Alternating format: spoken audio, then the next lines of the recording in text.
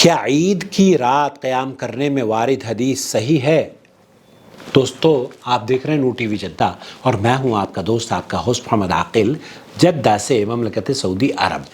عید کی دن قیام اللیل کرنا اور اس رات عبادت کرنا، اس سلسلے میں ایک حدیث پیش کی جاتی ہے اور وہ آپ کی خدمت میں پیش کرنا چاہتا ہوں۔ حدیث ہے ابن ماجہ میں، ابو امامہ رضی اللہ تعالیٰ عنہ سے مروی ہے کہ نبی کریم صلی اللہ علیہ وسلم نے فرمایا، جس نے عید الفطر اور عید الاضحیٰ کی دونوں راتوں کو اجر و ثواب کی نیت سے اللہ تعالیٰ کے لیے قیام کیا، اس دن دل مردہ نہیں ہوگا جس دن دل مر جائیں گے۔ اس حدیث کو سنن ابن ماجہ میں حدیث نمبر 1782 پر نقل کیا ہے۔ یہ حدیث ضعیف ہے، نبی کریم صلی اللہ علیہ وسلم کی طرف منسوب کرنا صحیح نہیں ہے۔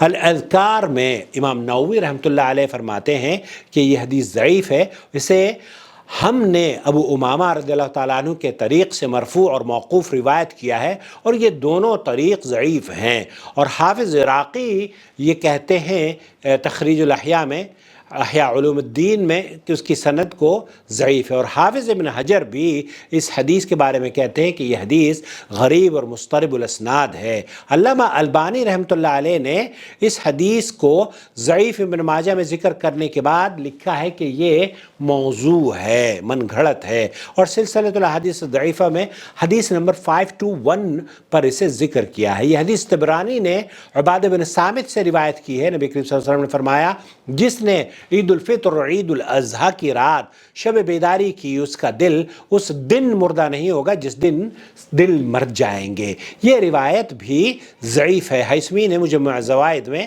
اسے نقل کیا ہے۔ علامہ البانی نے سلسلۃ الاحادیث الضعیفہ میں بھی اسے نقل کیا ہے اور کہا ہے کہ یہ موضوع ہے۔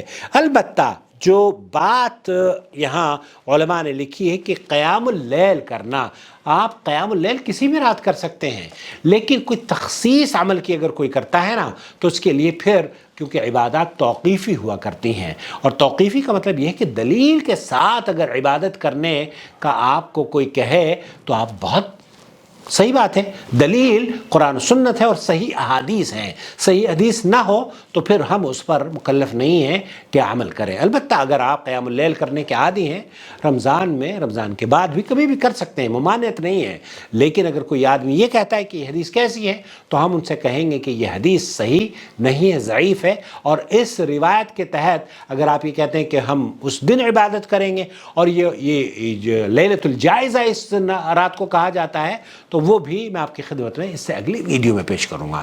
امید ہے آپ دیکھنے کے بعد دوسروں کے ساتھ ضرور شیئر کریں گے۔ شکریہ آپ کا۔ وما أرسلنا من قبلك إلا رجالا نوحي إليهم فاسألوا أهل الذكر إن كنتم لا تعلمون بالبينات والزبر وأنزلنا إليك الذكر لتبين للناس ما نزل إليهم ولعلهم يتفكرون أفأمن الذين مكروا السيئات أن يخسف الله بهم الأرض أو يأتيهم العذاب من حيث لا يشعرون